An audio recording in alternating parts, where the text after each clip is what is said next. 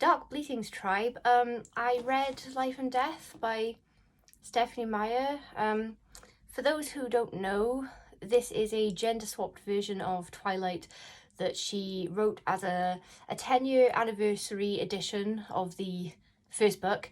A little like special feature there, and I think she wrote it in response to the frequent criticism that it's sort of a damsel in distress story, that it hinges on sort of misogynistic ideas and sexism, that Bella is sort of like a passive protagonist and things just happen to her, and that her relationship is abusive and the dynamic is terrible.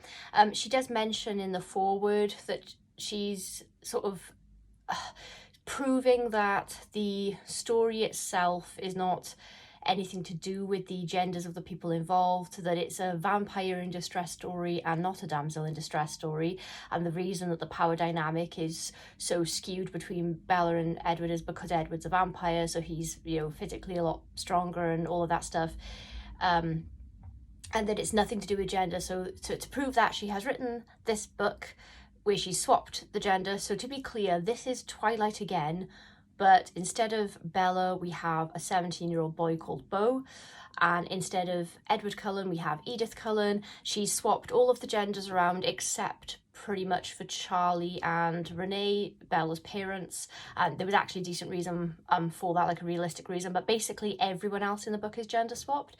And I have some thoughts. So I can't talk about this without spoilers, basically, because I have some, let's say, criticisms, and I can't really address them without telling you, what they pertain to, and so there are going to be massive spoilers ahead.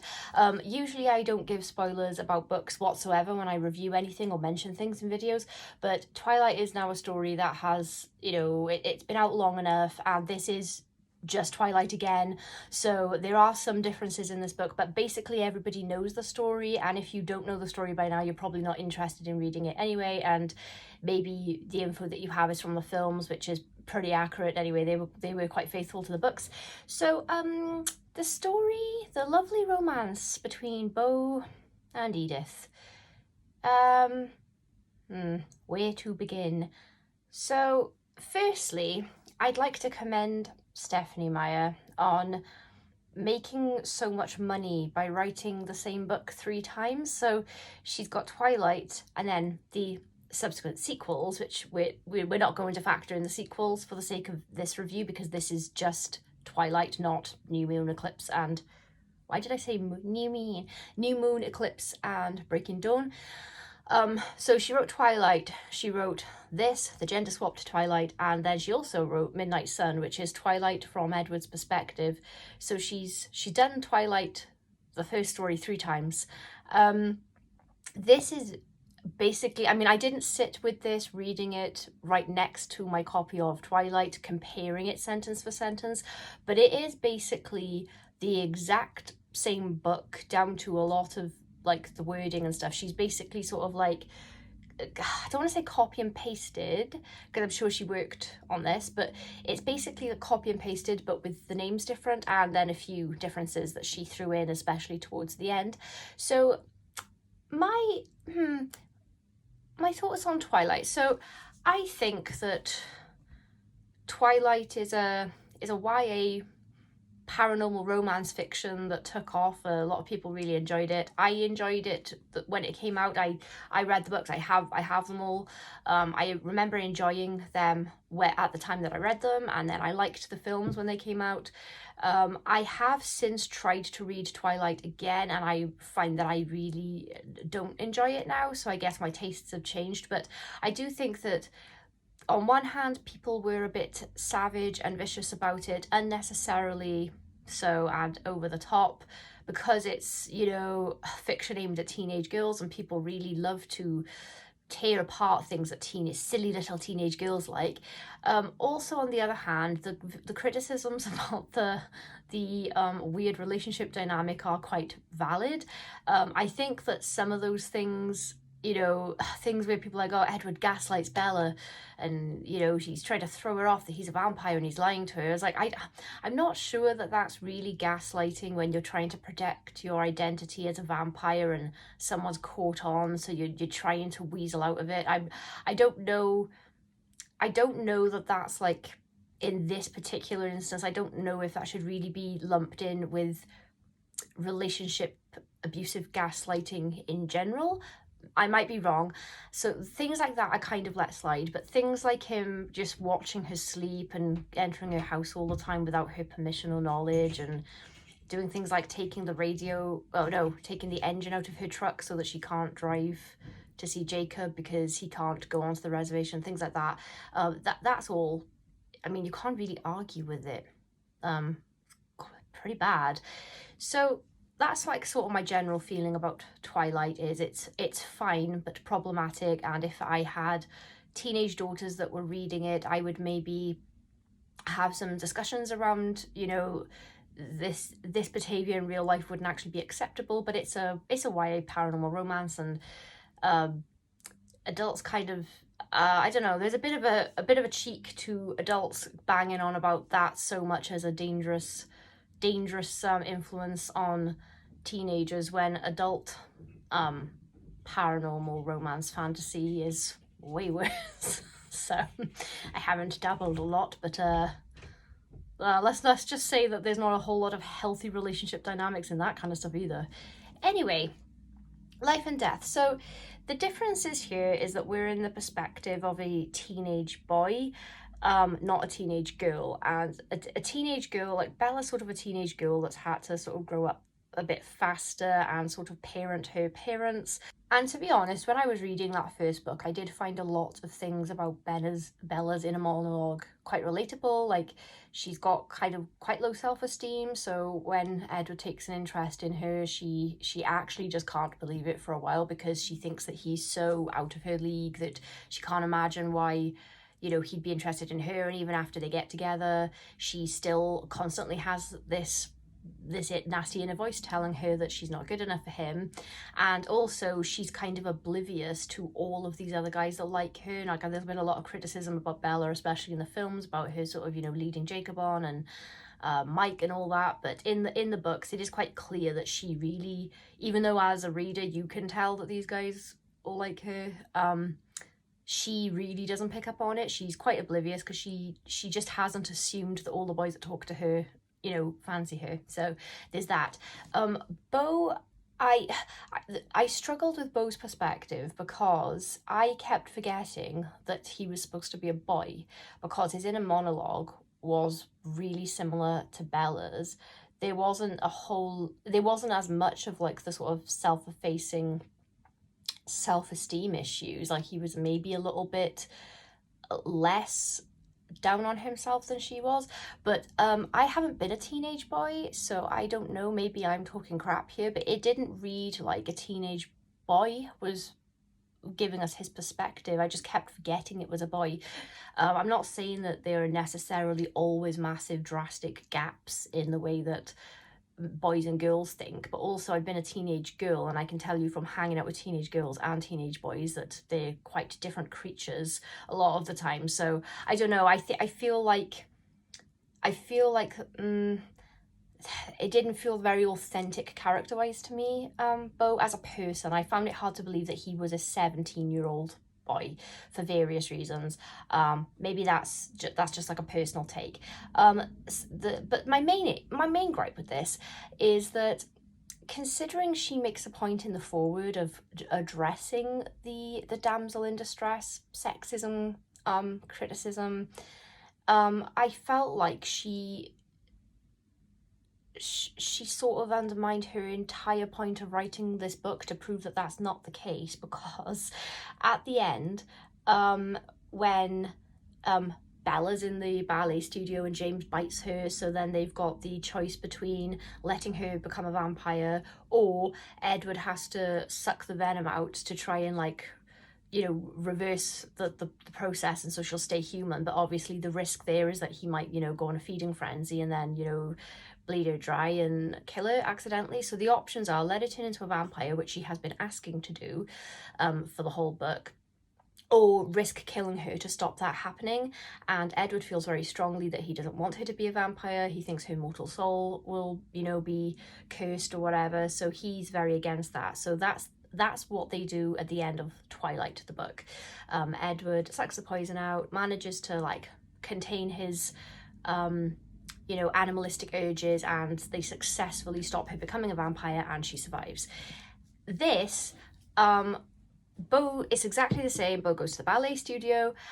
He's bitten by Joss, I think the vampire's name is, instead of James. They burst in, and then Archie, who's the male Alice, has a vision and tells them that either Beau can become a vampire, or if Edith tries to suck the venom out, that won't be successful, and Beau will definitely be killed. So they let Beau turn into a vampire. So at the end of this book, it's a massive difference. Beau's a vampire, whereas Bella was not a vampire. Now, the issue with this is that, considering this was like partially an attempt to address the relationship dynamic, I thought that was like a terrible choice, because firstly, Beau ends this book way physically stronger than Edith now, because in the Twilight universe, newborn vampires are like have like an extra boost of strength and power and everything. So newborn vampires are the most dangerous vampires because they're temporarily much stronger than the older vampires. So we end the book on a dynamic where Beau is now physically superior to Edith, strength and speed and all that stuff. So very much like the man of the dynamic, if that's how you want to think of it. Secondly, I have another issue in that, whereas Edward could be trusted to drain the poison from Bella without losing his shit and killing her, Edith could not be trusted with this. In fact, it was categorically confirmed by Archie's vision that Edith would not be able to not kill Beau, which means that the female version of Edward is weaker than Edward was, even though they're both vampires and they're supposed to be the same. But yes, Edith doesn't have the mental fortitude to not kill the love of her life, whereas Edward did. So that rubbed me up the wrong a little bit as well. Rubbed me up the wrong way a little bit as well. Another factor that, so I had all these ideas at once. Another thing that bugged me is that Bella is continuously asking to be made a vampire in the first books, and I do understand why the Cullens aren't just, you know, chomping at the bit to turn her into a vampire and effectively kill her and at the age of 17, because they think she'll have to cut herself off from everyone in her life because she, you know, she can't be trusted to not kill all them when she's a newborn. So I see why they don't want to rush to do that. But it really bothers me that Beau's request is respected in this book, because they just let him turn, and then yeah, then he's part of the Cullen clan, and they've got a plan in place for cutting him off from everybody. So I don't know, I just feel like if the point of this book was to prove that Twilight is a vampire and a human in distress story, why at the end of the book does Beau have his wishes met where Bella didn't, is now stronger than his vampire partner where Bella wasn't, and why is his female vampire partner not as mentally strong as the male version of it? So those are some criticisms I had. So I guess what I'm saying is I don't think that this was a success as far as Stephenie Meyer's intention was. I don't have any interest in beating up on Stephenie Meyer's entire franchise, as people love to pile on. And don't get me wrong, me and my brother do like to make fun of it a bit, but you know, what can I say that hasn't already been said? I think that there are merits to the franchise. I'm probably going to get dragged for this. I actually don't care about the sparkling vampire thing at all. I think people are way too weird about that, because at least she did something different with vampires. I will say that, you know, she's veered away from a lot of the tropes. They can go out in the sun, which does actually make them more dangerous than other vampires in other franchises, because they don't have any weaknesses. You can't kill them by staking them through the heart. You've got to, you know, behead them and set them on fire. The sparkling thing in the book was not as stupid as it was in the film. I do see why people took the piss with the film, because of the twinkly sound effect is what I think really set it off. But in the book, it's more described as like in the sunlight you can see that their like skin texture is basically like marble or diamond, like you'd never be able to cut through it. So it was interesting and not, you know, silly. And I like the side characters, I'll admit that. For Twilight, I thought that the other Cullens were way more interesting than the main characters. But yeah, I don't know. I don't know what compelled me really. I think it's just because I've read all the other books in the Twilight series, and I thought, you know, I'll finally get around to this one and see how I do. And so in summary, I didn't really like it, and I thought that the choices towards the end were very weird, and it didn't actually help that she wrote an afterword. Stephenie wrote an afterword as well, going, yeah, I know he didn't turn into a vampire just because he's a boy. It's because I just wanted to see how Twilight would have ended a different way. And I was like, well, the fact this occurred to you, that people are going to go, well, you turned him into a vampire because he's a boy. I believe her that she was just indulging her own sort of like writing fantasy of being able to explore what would happen if Bella had become a vampire, and she got to do it here instead. I get maybe that it is as surface level as that for her while she was writing this. She was just having fun with her own story and just changing things up a bit. But unfortunately, it does come across to me, at least, like the sort of the underlying subtext of a decision like that boils down to, at the end of the day, relationship dynamics look like man stronger, woman weaker, even in a world full of vampires and werewolves. I did want to make an entire Twilight deep dive video. I've actually been working on that for quite a while, but Contrapoints recently released one, and there's absolutely nothing that I could say that she didn't say, and she said it way better than I'd be able to as well, so I just abandoned it in favour of doing this. So yeah, if you've read this, let me know what you think. Maybe I'm wrong, maybe I've overthought it. I do tend to hatefully overthink things that I already have sort of a predisposed prejudice against, and I admit to feeling that way about Twilight. Maybe I'm being very unfair to Stephenie, way more successful than I am, isn't she? So she's doing stuff right. Yeah, let me know what you thought of this book if you've read it, or what you think of Twilight as a franchise. I always love a good Twilight conversation. Yeah, talk to me in the comments, and I guess I'll see you on Sunday, so bleed.